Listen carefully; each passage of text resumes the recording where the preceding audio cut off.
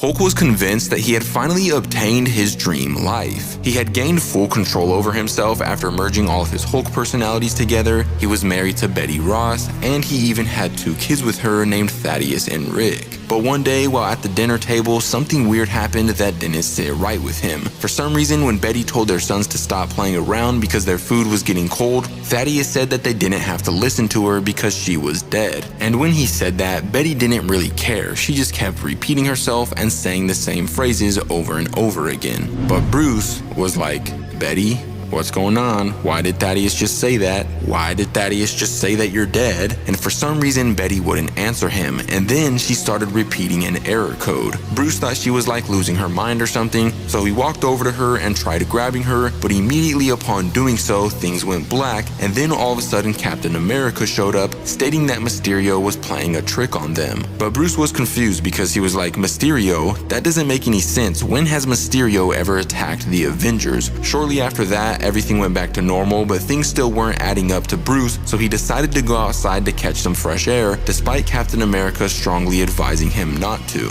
But upon stepping out of the house, he wound up in some sort of circuitry control room place. And then yet again, everything went back to normal, but somehow Cap and the Avengers were standing right in front of him. So Bruce was like, "Okay, this doesn't make any sense. You were just behind me, Cap. How are you here now?" But Cap denied being behind him and then kind of tried making it seem like Bruce was going crazy, and eventually he got fed up with it, so he tried leaving again, but then Thor grabbed him by the wrist, demanding him to stay put. So Banner was forced to knock him back so that he would let go of him, but upon doing so, another weird thing happened. There wasn't any sound when he hit Thor, and usually there'd be some sort of thud or crunch. Unfortunately, he didn't have much time to think about it though, because the other Avengers started marching his way in order to restrain him. So he knocked all of them back with a massive thunderclap, but Vision was completely unaffected because he went intangible. So Vision walked all the way up to him until reaching straight into his mind and expressing that this was going to hurt. And Bruce tried resisting whatever he was trying to do, but Vision's power was just too much, and eventually it caused him to wake up, and that's when we realized that Hulk was actually a lot older and he had been strapped to a simulation for a very long time. After Hulk realized that he had been living in a simulation, he broke out of the machine that put him there, wondering how long he had been living like that. Immediately after, he was approached by a lady with a little boy, telling Bruce to calm down because she knew he had a lot of questions. But Bruce completely ignored her and then tried taking her son because he thought it was his son Rick, the son that he somehow had with Betty Ross. Anyways, after that, he was approached by a bunch of AIM soldiers, demanding him to freeze unless he wanted them to open fire. And Bruce didn't think their weapons were strong enough to hurt him, so he didn't take their orders seriously. But that was obviously a huge mistake because their weapons actually packed a massive punch and were strong enough to send him crashing into a door. Bruce then slammed the ground beneath him as hard as he could, only to end up even deeper in the facility, where he discovered that he wasn't the only one living in a simulation because Vapor and Abomination were there, hooked up to the same machines that he was hooked up to. Moments later, the AIM soldiers tracked him down, so he tried blitzing them, but it was completely useless because they had some sort of force field that was protecting them. He was then blasted by yet another huge beam of energy, but it didn't come from the soldiers. It actually came from none other than MODOK. Hulk's immediate reaction was to ask him what happened to everyone.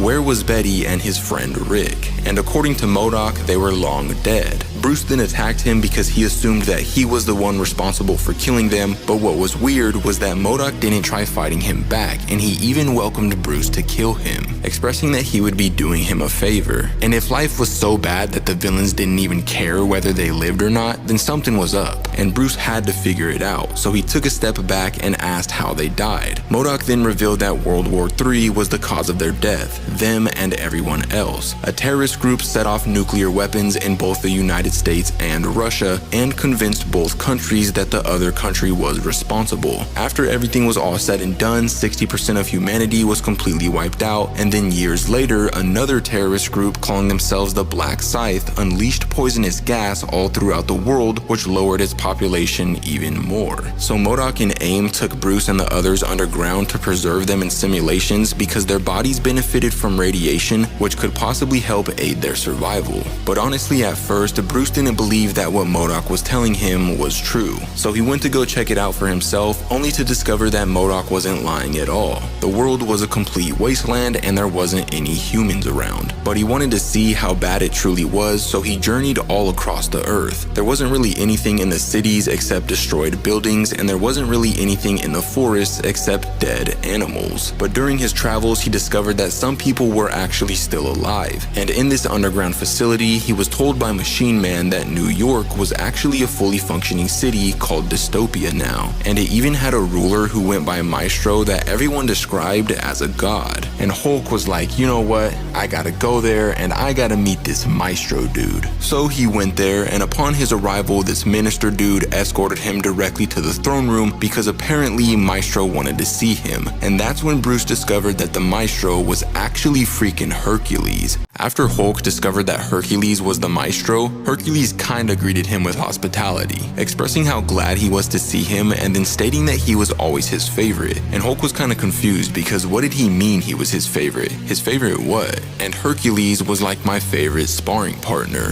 Then hitting him with an absolute bomb of a punch that had so much force behind it that it sent him all the way from the throne room to the middle of the city. Hulk was outraged after that, so when Hercules came flying at him for more, he stopped him in midair by grabbing his fist and then battered him with a monster right hook. But Hercules was barely affected at all by it and quickly responded by smashing the ground with both of his fists, causing Hulk to fall down into the subway where someone told him some pretty shocking news. His old friend Rick Jones wanted to see him, and he thought Rick was dead, so of course he followed them, and it turned out that they weren't lying. Rick was alive and well, just a lot older and disabled. They immediately began talking about Hercules over a few drinks, with Rick expressing how much he didn't like him, stating that all he cared about was women and partying, and that he didn't care about the ordinary people just trying to survive. But Hulk wasn't on the same page as him and quickly became frustrated because he didn't think that ordinary people mattered either, because ordinary people were the ones who destroyed the world, so why should he care whether Hercules treated them right or not? He then took things a step further, saying that if Hercules had a brain, he would lay waste to all the ordinary people. But Rick was like, what about Betty? Betty was a normal person, I'm a normal person, even you were a normal person at one point, Bruce. What happened? Bruce just didn't care though. He was past the point of return and expressed that humans were sheep who should be ruled by a person like him.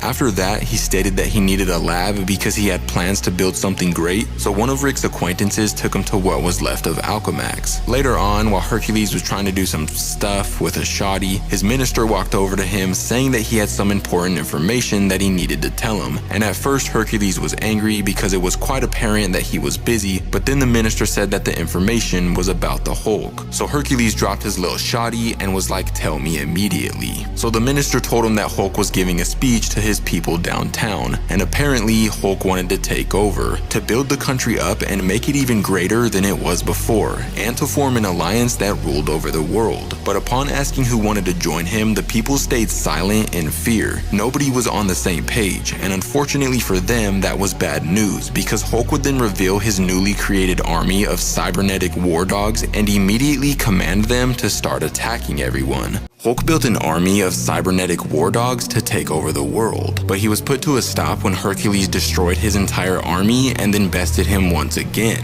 At one point, Hercules literally threw him up into the air, grabbed him by his green fungus foot, and then started slamming him onto the ground back and forth, the same way that he slammed Loki into the ground in the first Avengers movie. Bruce then tried responding by tackling Herc onto the ground, but Hercules was like, nah, I'm Big Herc, boy. So he picked Bruce up into the air, smashed him into the concrete face first, sweet chin musicked him across the entire city, and then relentlessly mollywopped him over and over again until Hulk tapped out. Like Hulk literally just gave up, and Hercules thought they were cool after that, so he invited Hulk over to the palace for some drinks and women. But Hulk was like, nah man, I don't deserve it because I insulted and attacked you, but I'll return at some point in the future and make amends with you. And Hercules was glad because he genuinely liked Hulk's company, but Hulk's old best friend Rick Jones knew that this wasn't going to end well and expressed that Hercules was definitely gonna die soon because Banner wasn't the type to give up. He was the type to come back with a plan plan and find a way to win. And that's exactly what he did, and his plan was actually pretty smart. So he comes back years later with this girl requesting to see Maestro. And when Hercules comes out, he's delighted because, like I said earlier, he likes the Hulk, and Hulk offers him this girl as a way to make amends for attacking him. But when Hercules and this girl go behind closed doors to have some fun, the girl reveals that she's actually Vapor, one of the people that was in a simulation back at the AIM facility, and she literally turns into some sort of poisonous gas, enters Hercules' body, and kills him.